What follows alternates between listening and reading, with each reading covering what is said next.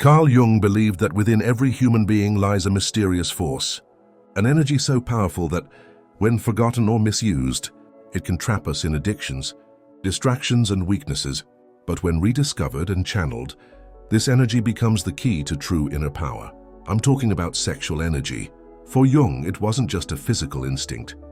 He saw sexual energy as the deepest expression of our vitality, a flame capable of illuminating the path to creativity, spiritual transformation, and even personal fulfillment. And in this video, you'll discover what Carl Jung really revealed about this forgotten power, and how to apply this knowledge to your own life to awaken your full hidden potential. Stay with me until the end, because this could be the missing piece to help you understand the most powerful energy that exists within you. To understand the true forgotten power of sexual energy, we must first delve into the mind of Carl Jung and understand how he perceived the most intimate force of human beings. A disciple of Sigmund Freud, the father of psychoanalysis, Jung followed many of his ideas early in his career. Freud considered the libido to be primarily a sexual energy, driven by the desire for pleasure and the need for release.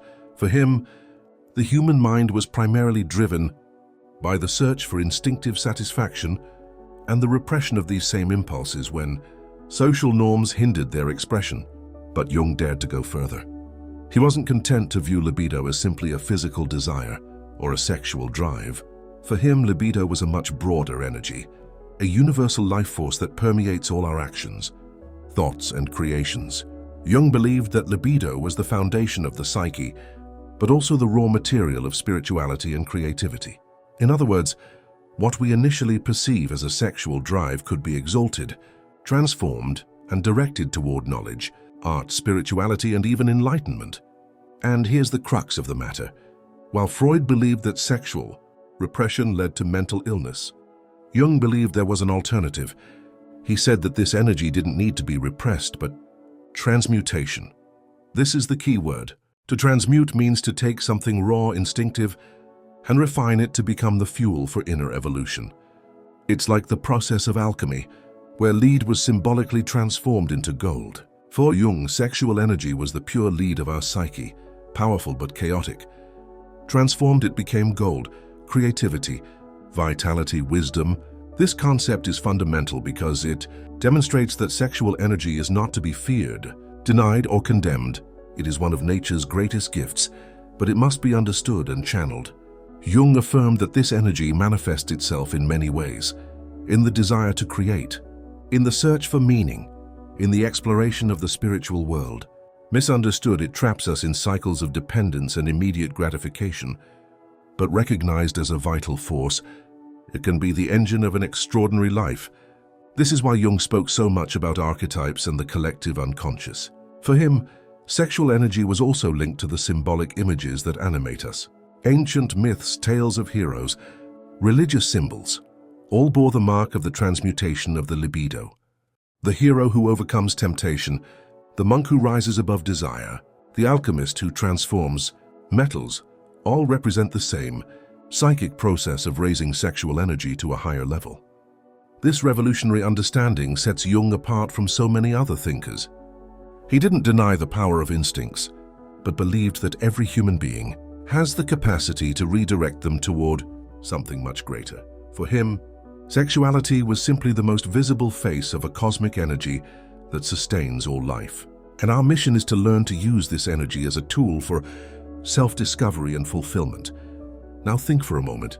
How many times have you felt as if your desires were dominating your mind, causing you to repeat patterns you later regret? How many times have you realized that the pursuit of immediate gratification leaves you feeling nothing but emptiness and fatigue? Jung believed this happens precisely because we waste our raw energy. Instead of cultivating and developing it, it's like spending a fortune on small change, without realizing that this treasure could be invested in something greater. By understanding Jung's vision, we begin to understand that sexual energy is, in reality, the energy of life. It is not just the physical act, but everything we are capable of creating when we know how to direct this force. It is this energy that can be transformed into a work of art, an invention, a life project, a spiritual awakening. It is this energy that has guided geniuses, leaders and masters throughout history. And it is this same energy that is within you today, waiting to be consciously recognized and used. This is the concept Jung left us. Libido is not just a carnal desire. It is a deep river of vitality that flows through the human psyche. If we try to block it, it transforms into compulsions and suffering. If we waste it, it dissolves into fleeting pleasures. But if we learn to channel it, this river becomes the current that carries us to places we never imagined we could reach. By understanding this, you've already taken the first step toward rediscovering the forgotten power of sexual energy. In the next few minutes of this video, we'll explore exactly how this power manifests, its hidden effects, and how you can apply it in your life to awaken what Jung called the true potential of the soul. Now that we understand how Jung viewed sexual energy as something far more important than mere physical desire, it's time to explore the true and forgotten power it holds. This power, though present in everyone, is rarely recognized or consciously used. Most people waste it on fleeting pleasures or reflexes, unaware that they are dealing with one of the most transformative forces in the universe. Carl Jung asserted that sexual energy, recognized in its essence, is a fuel capable of generating creativity, vitality, and even spiritual awakening. This is a forgotten power, the ability to transform a seemingly instinctive impulse into something that shapes destinies, builds civilizations, and illuminates consciences. Consider the great artists, inventors, and leaders of history. Many of them lived in conflict with their desires, but they learned to channel this energy into their work, ideas, and ideals. The passion they felt was not limited to the body. It flowed into music, literature, scientific discoveries, or spiritual movements. Jung saw this as proof that sexual energy is, in essence, a creative energy. And here's a key point. Desire and libido don't disappear as when we try to ignore them. On the contrary, they accumulate and manifest themselves unconsciously, sometimes even in destructive ways. But when we learn to channel this energy, it becomes an inexhaustible source of strength. Jung called it individuation process, the path by which human beings integrate their instinctive and unconscious forces, elevating them to a higher level of consciousness. Sexual energy is one of the driving forces of this process. This forgotten power is also deeply connected to spirituality. Ancient civilizations spoke of it long before Jung. In Indian Tantra, sexual energy was considered a form of Shakti, the feminine life force that awakens divine consciousness. In Taoism, the retention and circulation of sexual energy was practiced to prolong life and expand consciousness. In the Western alchemical tradition, symbols of sexual union were used to represent the fusion of opposites and the creation of the gold within. Jung studied all these traditions and saw echoes of the same truth. Sexual energy is the raw material of spiritual transformation. When we talk about vitality, the role of this energy becomes even more evident. Those who constantly waste their sexual energy end up feeling tired, unmotivated, and empty. This happens because this force is not just an instinct, but literally life energy. It maintains our mental clarity, our personal magnetism, and even our physical health. It is no coincidence that many reports on retention practices point to increased energy, focus, and self-esteem. Jung believed that this vitality originated not only in the body, but also in the psyche, the unconscious senses when energy is being conserved and redirected, creating a profound sense of inner power. But perhaps the most fascinating aspect of this forgotten power is its psychological impact. Jung observed that many neuroses and emotional suffering were linked to the misuse of the libido. People who repressed their desires out of fear or guilt ended up projecting this energy into destructive fantasies or compulsive behaviors. Similarly, those who sought only immediate gratification also fell into cycles of emptiness and frustration.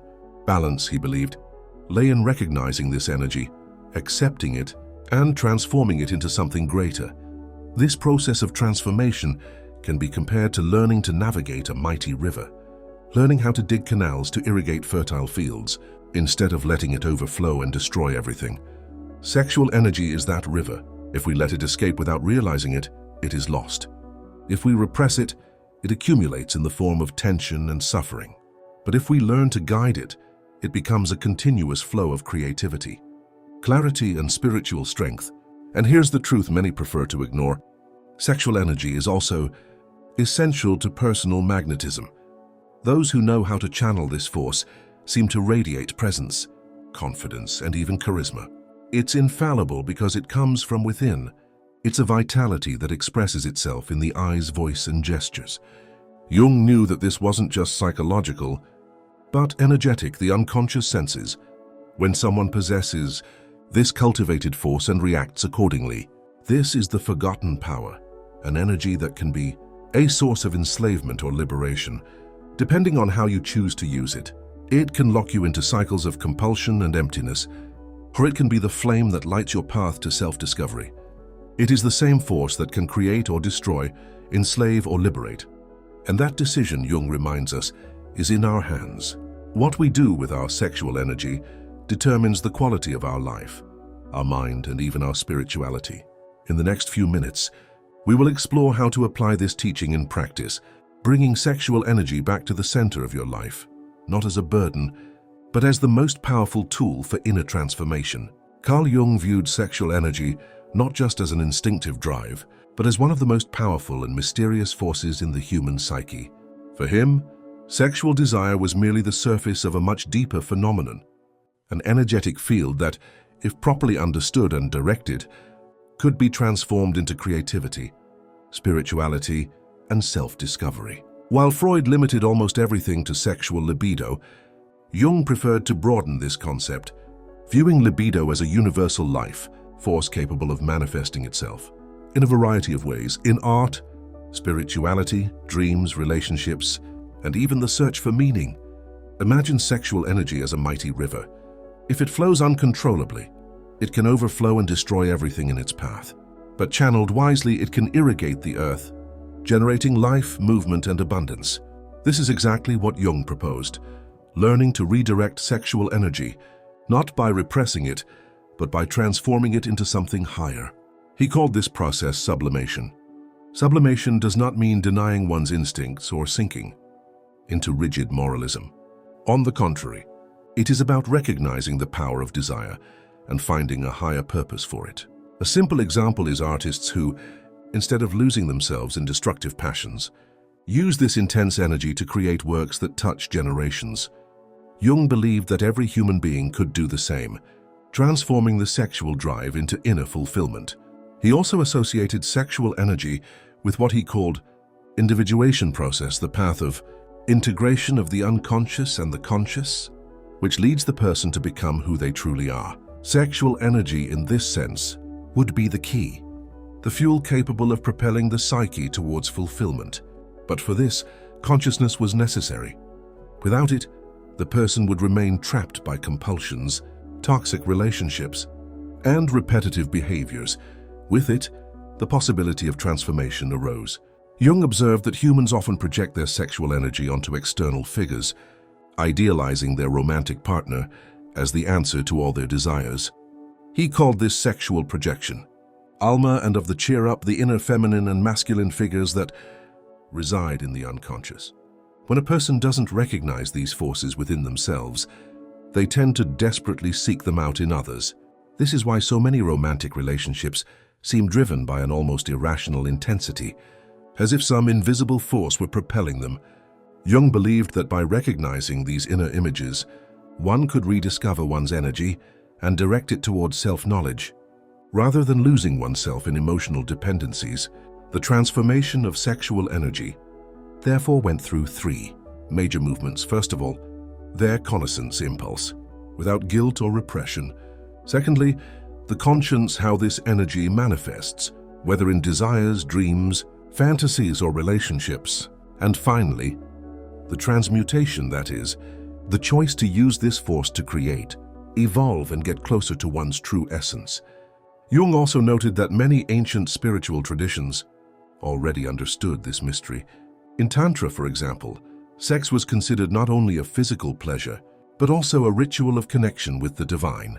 Taoism included techniques for circulating sexual energy to strengthen the body and expand consciousness. For Jung, this was no coincidence. He saw in these traditions an archetypal recognition, a profound understanding by humanity of the creative power of sexual energy. The difference lies in the fact that he translated this into psychological language, making the process more accessible to the Western world. But there was one essential point.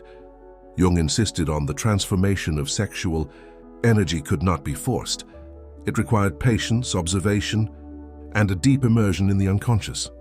The danger of attempting to repress or deny instincts was precisely the opposite. What is repressed does not disappear, but returns distorted, often in the form of obsessions, compulsions, or psychological symptoms. True transformation occurs only when there is integration. In other words, it is not a matter of destroying desire, but of giving it a new form. And this is perhaps the most powerful lesson Jung left us on this subject. Sexual energy is not an enemy to be fought, but a secret ally. Within it lies the same power that animates the universe, the capacity to generate, create, and transform. The challenge is to learn to recognize this energy in your life and ask yourself, how can I use this force to evolve, to create something greater than myself, to get closer to my true essence?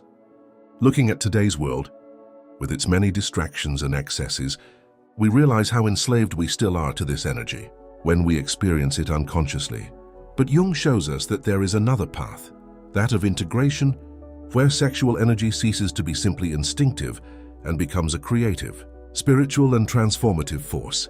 Now that we understand Carl Jung's view of sexual energy as one of the most powerful forces in the human unconscious, an inevitable question arises. How can we in practice awaken, channel, and use this energy to transform our lives? Jung did not leave us a detailed manual, but his reflections, combined with ancient spiritual traditions, offer a veritable map. First of all, it's important to understand that sexual energy shouldn't be viewed as a mere biological instinct or something to be repressed. Jung argued that when we repress this force, it doesn't disappear. Rather, it seeps into our dreams, shadows, and compulsive behaviors that enslave us. Therefore, the first step in awakening this power is recognize its existence without fear and without guilt. Imagine there's an underground river within you. Most people ignore it or build dams that overflow it, leading to destructive behaviors. This work is about learning to open the inner channels so that this water can flow, nourishing creativity, vitality, and spirituality. 1. The art of sublimation. Jung believed that sexual energy could be sublimated, elevated to higher levels of consciousness. Sublimation is not repressive, but transformative. When you feel a desire, instead of fighting it or automatically giving in, you can choose to redirect that energy into something creative, such as writing, painting, studying, meditating, or creating. This simple shift in attitude radically transforms the quality of your inner life. The alchemists called this the transmutation of lead into gold. Lead is pure instinctive desire. Gold is the conscious creation that arises when instinct transforms into creative force. 2. Breathing and connection with the body. Specific practice for accessing this power is conscious breathing. Sit comfortably, close your eyes, and focus your attention on your lower abdomen, where this energy is most intense. Inhale deeply through your nose, drawing air into this area, and as you exhale, imagine this energy rising up your spine, through your chest, and reaching your head. This simple exercise, practiced for a few minutes a day, awakens a sense of vitality, mental clarity, and even inner peace. Various spiritual traditions, from yoga to Taoism, teach similar practices, and Jung recognized in them a profound symbolism for the integration of the psyche. 3. The encounter with the shadow another. A central aspect is confronting the shadow. Often our sexual energy remains trapped in fantasies, fears, and trauma. Jung insisted that without recognizing the dark side of our psyche, we cannot achieve fulfillment. This involves confronting head-on the distortions of desire, compulsions, and emotional wounds associated with sexuality. When we accept and integrate the shadow, the energy previously trapped in our internal conflicts begins to be released. We become freer, more creative, and more spiritually powerful. For imagination active, Jung developed a method called active imagination, which involves tapping into images from the unconscious and interacting with them. This practice can be applied to sexual energy. Close your eyes, visualize this energy as a flame or a river, and ask yourself, what do you want to show me? Often, surprising ideas, archetypal symbols, and even practical advice emerge, facilitating the transformation process. This exercise not only releases energy, but also strengthens the relationship with the unconscious. 5. Love, relationships, and the union of opposites. Finally, it should not be forgotten that sexual energy also manifests itself in human love. Jung considered the relationship between man and woman as a spiritual path of integration of opposites, the masculine and feminine in each individual. When two people learn to see each other beyond instinct, but also as a reflection of their own soul, sexual energy ceases to be mere desire and becomes a portal to individuation, the process of becoming who we truly are. Conscious love is perhaps the highest form of transmutation of sexual energy. Ultimately, awakening this forgotten power doesn't require miraculous practices, but rather a shift in consciousness, moving beyond automatism and transforming desire into creation, instinct into self-knowledge, and impulse into spirituality. Jung reminds us that sexuality is not an enemy to be conquered, but a powerful ally that can lead us to fulfillment. And perhaps this is the greatest secret. Sexual energy is ultimately the very energy of life, demanding to be recognized, honored, and directed. Those who learn this awaken a power capable of transforming not only their own existence, but also the world around them. If this post made sense to you, leave the quote in the comments. Sexual energy is the forgotten power. I want to see how many of you truly understand the importance of this knowledge. And don't forget to like the channel, subscribe, and hit the bell. This way, you'll help me keep bringing you more transformative content like this.